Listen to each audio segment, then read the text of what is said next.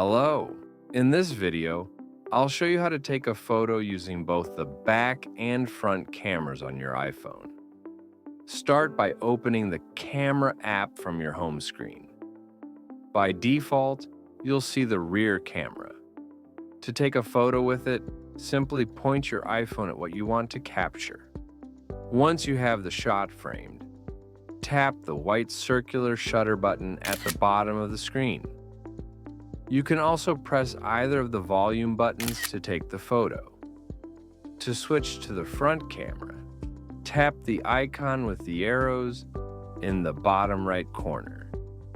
This will flip the camera and show your face on the screen.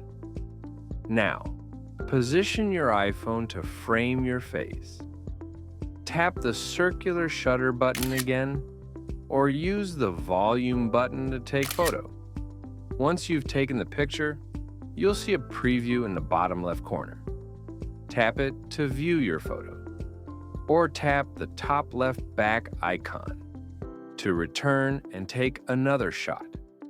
That's it. You've now taken a photo using both the back and front cameras using iPhone. Thank you for watching.